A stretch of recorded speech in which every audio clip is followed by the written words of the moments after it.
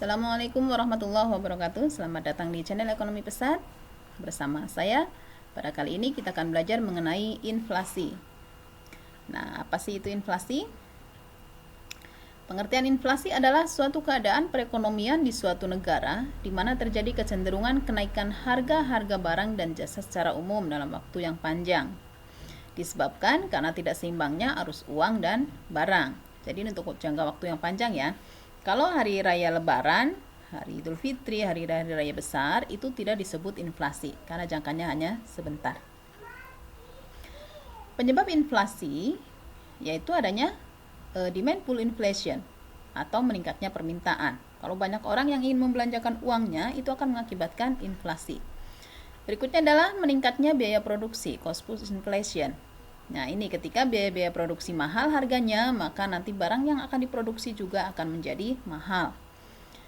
Yang selanjutnya adalah tingginya peredaran uang. Uang yang beredar di pasaran jumlahnya meningkat, ini mengakibatkan nilai mata uang menjadi rendah. Nah, ini sama saja harga-harga barang ini menjadi naik karena nilai uang rendah. Nah, selanjutnya adalah jenis-jenis inflasi. Ya, kita lihat di sini. Inflasi berdasarkan tingkat keparahannya ada inflasi ringan, yaitu di bawah 10% per tahun. Kalau ini inflasi yang bisa dikendalikan ini justru inflasi yang baik untuk pertumbuhan perekonomian. Inflasi sedang itu 10-30% per tahun. Nah, ini sudah mulai dikontrol, diawasi oleh pemerintah ketika terjadi inflasinya sampai 30, kan ini sudah mulai membahayakan perekonomian. Nah, sedangkan inflasi berat, nah ini sudah 30-100% sudah inflasi yang buruk untuk perekonomian, sudah buruk ya. Campur tangan pemerintah sudah harus dilakukan di sini. Nah, inflasi sangat berat, hyperinflation. Ini inflasi yang sudah sangat buruk, bahkan perekonomian bisa mengalami resesi ketika inflasinya sudah di atas 100%. Jenis inflasi berdasarkan penyebabnya adalah demand pull inflation yang tadi sudah dijelaskan karena banyaknya permintaan, dan cost push inflation karena adanya dorongan biaya produksi yang mahal ya. Sedangkan bottleneck inflation adalah campuran dari demand pull inflation dan cost push inflation ini, permintaan dan penawaran. Berdasarkan sumbernya ada domestic inflation, yaitu inflasi yang memang terjadi di dalam negeri ya. Memang di dalam negeri sedang inflasi, maka harga barang semua juga akan naik. Sedangkan imported inflation ini inflasi yang sumbernya dari negara lain karena adanya perdagangan ya. Jika kita melakukan impor barang ke negara yang sedang mengalami inflasi, maka negara kita akan menjadi terkena inflasi juga karena barang yang kita impor harganya naik, kita jual di negara kita juga akan menjadi mahal. Dampak inflasi. Nah, terhadap pendapatan, inflasi lunak akan mendorong para pengusaha untuk memperluas produksi. Nah, sehingga di dalam hal ini bisa meningkatkan perekonomian. Namun, untuk yang berpenghasilan tetap, ini akan memiliki dampak buruk karena penghasilannya tidak bertambah, ya. Penghasilannya tidak bertambah, tapi harga-harga barang meningkat, ya, tidak sebanding. Inflasi terhadap ekspor, dampaknya adalah, biaya untuk ekspor akan lebih mahal. Daya saing barang ekspor menurun, ya, daya saingnya menurun. Akhirnya pendapatan dari devisa pun akan berkurang. Inflasi terhadap minat menabung. Nah, di sini minat menabung seseorang ketika terjadi inflasi ya jadi kurang ya di sini ya. Karena pendapatan dari bunga tabungan jauh lebih kecil. Sedangkan penabung harus membayar biaya administrasi tabungannya yang tetap ya. Kalkulasi harga pokok ya. Perhitungan penetapan harga pokok menjadi sulit karena bisa menjadi terlalu kecil atau terlalu besar. Persentase inflasi yang terjadi di masa depan seringkali tidak dapat diprediksi dengan akurat. Ini karena perekonomian yang tidak stabil.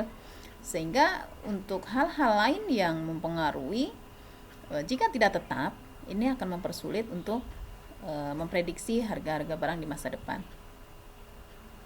Sekarang adalah teori inflasi. Menurut teori kuantitas, semakin banyak uang yang beredar, maka harga-harga barang akan naik. Karena di sini nilai uang turun, ya. Sedangkan teori Keynes terjadi ketika suatu golongan masyarakat ingin hidup melebihi batas kemampuan ekonominya. Ya, dia inginnya membeli barang dan jasa secara berlebihan, sementara penghasilannya tidak seimbang. Nah, ini teori Keynes ya. Teori struktural terjadi ketika produsen tidak bisa mengantisipasi dengan cepat terjadinya kenaikan permintaan akibat pertambahan penduduk. Kalau kita sebut di sini pertambahan penduduk seperti deret ukur, sementara pertambahan produksi barang seperti deret hitung. Jadi cepat pertumbuhan penduduk ya, pertambahan penduduknya. Sehingga ini yang dimaksud dengan teori struktural. Lalu bagaimana cara mengatasi inflasi? Nah, inflasi bisa diatasi dengan kebijakan fiskal, yaitu dengan cara menghemat pengeluaran pemerintah. Ya, untuk mengurangi permintaan akan barang dan jasa yang dapat menurunkan harga, pemerintah mengurangi pengeluarannya. Kebijakan fiskal yang lain adalah menaikkan tarif pajak. Maksudnya, jika tarif pajak untuk rumah tangga dan perusahaan dinaikkan, hal ini dapat mengurangi tingkat konsumsi sehingga harga dapat turun. Kebijakan yang kedua adalah kebijakan moneter, yaitu kebijakan penetapan persediaan kas. Salah satunya ya. Jadi ini untuk persediaan uang kas pada bank-bank ini dinaikkan supaya nanti bank juga sedikit menyalurkan dananya ke masyarakat. Yang kedua adalah kebijakan diskonto, maksudnya meningkatkan nilai suku bunga agar masyarakat semangat untuk menabung. Kebijakan operasi pasar terbuka, yaitu pemerintah menjual surat-surat berharga supaya masyarakat ini membeli surat-surat berharga. Jika masyarakat membeli, maka uang masyarakat akan mengalir ke pemerintah sehingga uang di pasaran akan berkurang. Akhirnya nanti inflasi bisa teratasi karena uang tidak banyak di pasaran. Kebijakan lain adalah meningkatkan produksi dan menambah jumlah barang di pasar. Ya. Pemerintah bisa melonggarkan keran impor dengan cara menurunkan bea masuk barang impor. Nah, ini tujuannya supaya produksi di pasaran meningkat. Ya. Jumlah barang yang ada di pasar memenuhi. Menetapkan harga maksimum untuk beberapa jenis barang, ini tujuannya untuk mengendalikan harga yang ada sehingga inflasi dapat dikendalikan, tetapi harus yang realistis ya, menetapkan harga maksimumnya. Kalau tidak, nanti yang terjadi malah menjadi pasar gelap atau black market. Cara menghitung laju inflasi adalah laju inflasi dirumuskan dengan indeks harga T. T ini tahun yang dicari. Ya, tahun tertentu, bisa bulan, bisa tahun, periode tertentu pokoknya ya. Indeks harga pada periode tertentu atau yang dicari dikurangi dengan indeks harga pada periode sebelumnya. Dibagi indeks harga pada periode sebelumnya kali 100%. Ya. Kita lihat contoh soalnya. Diketahui indeks harga konsumen bulan Maret 2005 sekian. Indeks harga konsumen bulan Februari 2005 sekian. Jadi di sini ada bulan Februari dan Maret. Besarnya laju inflasi bulan Maret. Yang ditanya adalah bulan Maret. Berarti indeks harga bulan Maret, nah itu yang dicari ya. Nah, rumuskan indeks harga bulan yang dicari dikurangi bulan sebelumnya. Kalau di sini ya, bulan yang dicari bulan Maret nih. Bulan Maret ini besarnya 150,65 nih tulis. Dikurangi bulan Februari. Bulan Februari ini 145,15 dikurangi. Dibagi dengan bulan Februari juga ini ya. Kali 100%.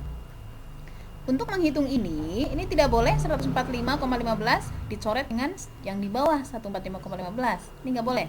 Tapi dikurangi dulu ini 150,65 dikurangi 14. 145,15 bisa dibagi, hasil ini bisa dibagi atau dikali dulu boleh. Ini terserah mana saja boleh ya.